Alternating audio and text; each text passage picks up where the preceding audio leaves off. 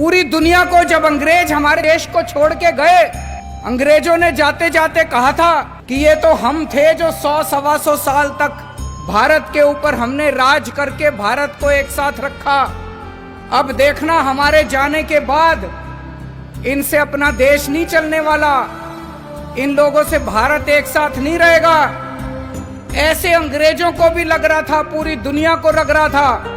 दोस्तों आज 70 साल हो गए, भारत एक साथ भी है और खूब तेजी से तरक्की भी कर रहा है, और उसका केवल एक कारण है, हमारे देश का ये संविधान। ऐसे देश का संविधान लिखना जिसमें इतने सारे धर्म थे, इतनी सारी भाषाएं, इतनी संस्कृति, इतनी जाति, इतनी विविधता, ऐसे देश का संविधान लिखना कोई आसान काम नहीं था। बाबा साहब अंबेडकर ने पूरी दुनिया के संविधान पढ़े, सारे देशों के संविधान पढ़े, जहां से जो जो अच्छा मिला वो सारा उन्होंने इस संविधान के अंदर डाला, और इतना शानदार संविधान बाबा साहब अंबेडकर ने हम लोगों को दिया। संविधान में लिखा है बराबरी का अधिकार होगा। अभी तक यहां इतने सारे बच्चे बैठे हैं, अगर कोई बच्चा गरीब घर में पैदा होता था और कोई बच्चा अमीर घर में पैदा होता था, क्या उनको बराबर की शिक्षा मिलती थी? नहीं मिलती थी। तो क्या बराबरी का अधिकार था? नहीं था। मैं आपका मुख्यमंत्री हूं, हम सरकार चला रहे हैं। सरकार की नजरों में, मुख्यमंत्री की नजरों में, एक बच्चा अगर गरीब घर में पैदा होता है और एक बच्चा अमीर घर में पैदा होता है, मेरे लिए तो मेरे दोनों बच्चे बराबर हैं। मैं उन दोनों बच्चों के बीच में फर्क नहीं कर सकता।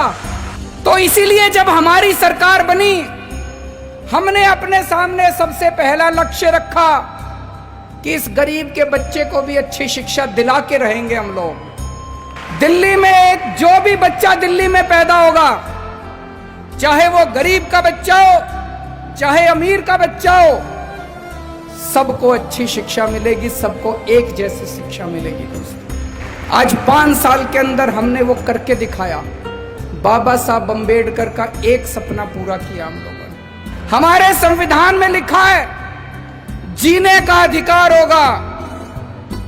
पहले गरीब आदमी के घर अगर कोई बीमार होता था, वो सरकारी अस्पताल में जाता था, सरकारी अस्पताल में इलाज का बुरा हाल था। आज दिल्ली के अंदर सरकारी अस्पतालों में वैसा ही अच्छा इलाज है जैसा प्राइवेट अस्पतालों के अंदर इलाज हो रहा है। लोगों को हमने जीने का अधिकार दिया है। दिल्ली के अंदर हमने योजना बनाई, अभी तक अगर किसी का एक्सीडेंट होता था, कोई उसको बचाने के लिए नहीं जाता था, वो बेचारा सड़क पे पड़ा रहता था। लोग सड़क पे गुजर जाया करते थे, लोगों को लगता था मैं क्यों पचड़े में पड़ूं, मैं अगर इसको अस्पताल में ले गया तो अस्पताल वाले मेरे से पैसे मांगेंगे। अब हमने कहा है कि पैसे की चिंता मत करो, अगर कोई किसी का एक्सीडेंट हो जाए, जो भी उसको देखता है तुरंत उसको नियरेस्ट अस्पताल में पहुंचाओ। कितना भी महंगा अस्पताल होगा, सारे पैसे दिल्ली सरकार देगी। संविधान में लिखा है गरीबी दूर करेंगे। गरीबी कैसे दूर होगी? केवल नारे लगाने से दूर नहीं होगी गरीबी। हमने दिल्ली के गरीबों का मिनिमम वेज बढ़ाया। एक एक गरीब मजदूर को, एक एक गरीब कर्मचारी को हमने 15-15 हजार रुपए महीने की तनख्वाह दिलवाई। गरीबी तब दूर होगी दोस्तों। मुझे ये लगता है अगर ये बाबा साहब अंबेडकर का संविधान एक दिन के लिए अच्छे से लागू हो जाए, ये देश कहीं का कहीं पहुंच जाएगा।